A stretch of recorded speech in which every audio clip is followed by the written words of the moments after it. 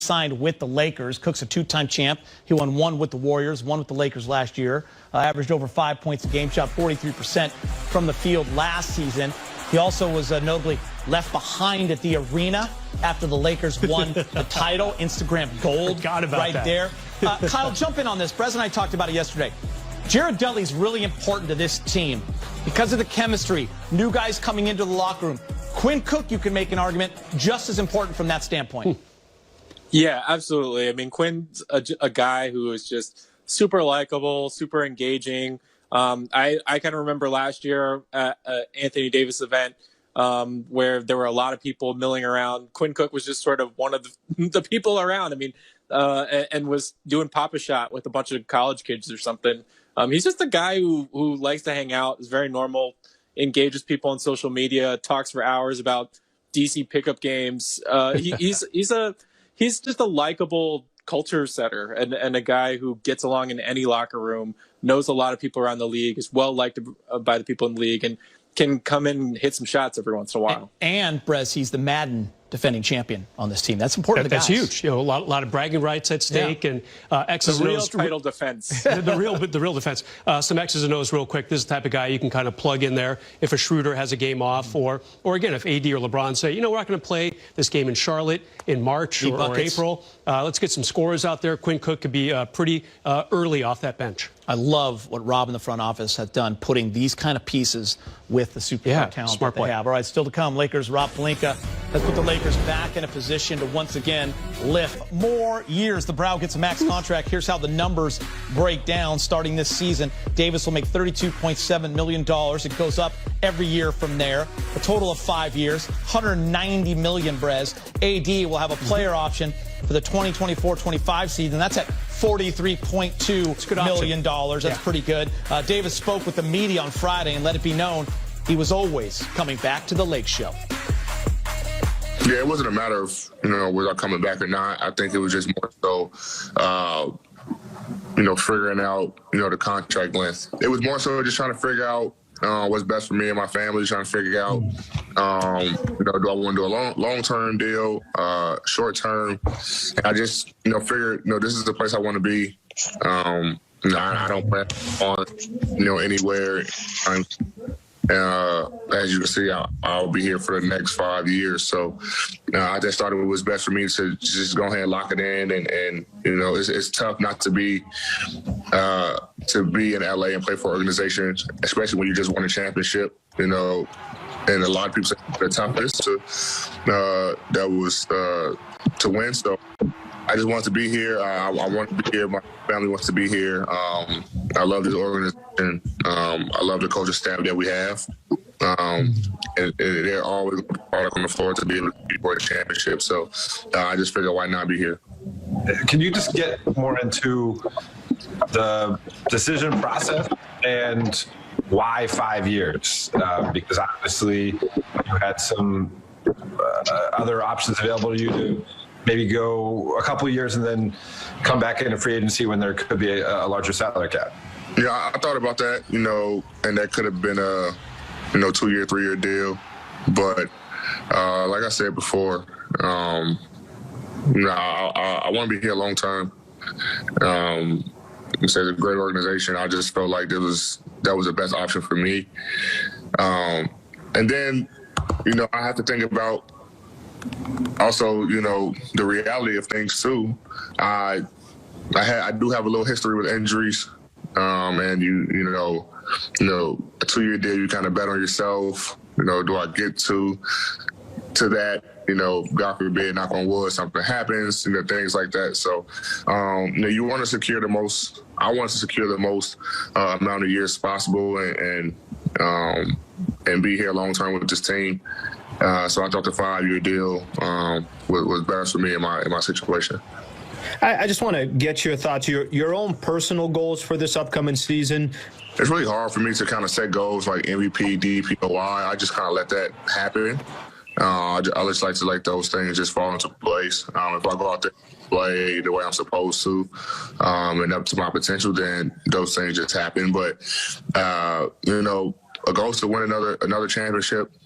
I want to be the of our defense.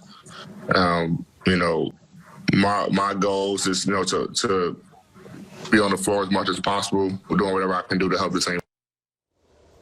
I got good news. AD believes in the team. Obviously, some insurance because of health and just being smart, like he alluded to, and he took that max contract for $190 million.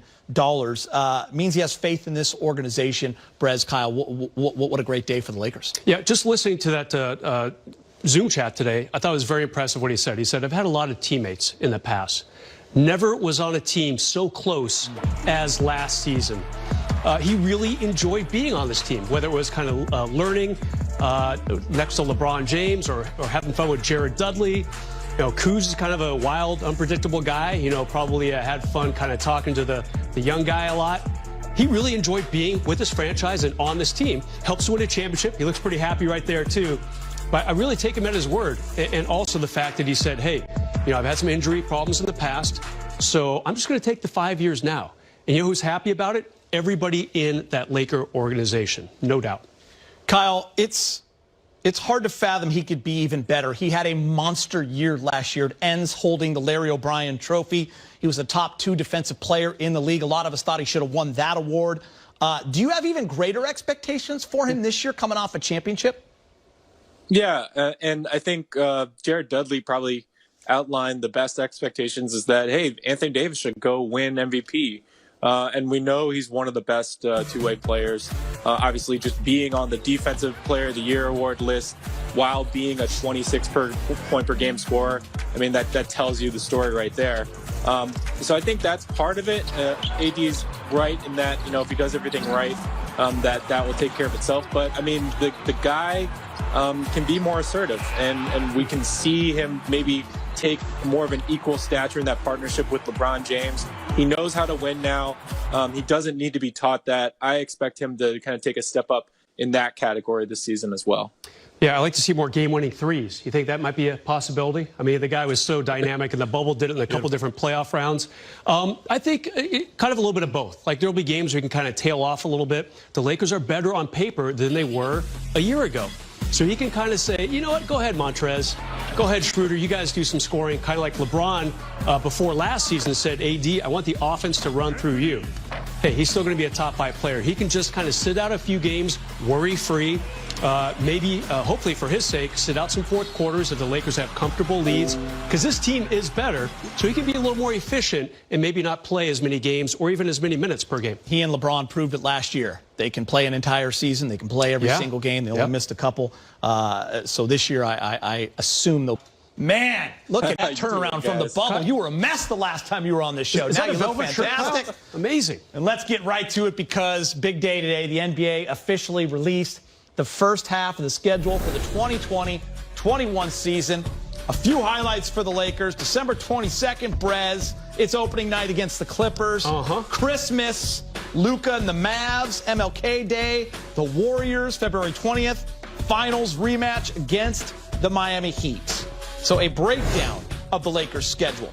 37 games in the first half of the season. 19 at home, 18 on the road, 5 back-to-backs. That longest road trip of the first half, 7 games. That's going to be in late January. Longest homestand is 5. That's in February. Preseason games begin in just 7 days. Regular season, less than 3 weeks away. Head coach Frank Vogel is quite aware of how quick the turnaround has been.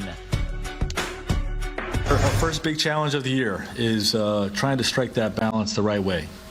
We want to make sure that we're easing guys in that did not have a normal offseason. The guys that basically are returning from playing in the championship last year with our team.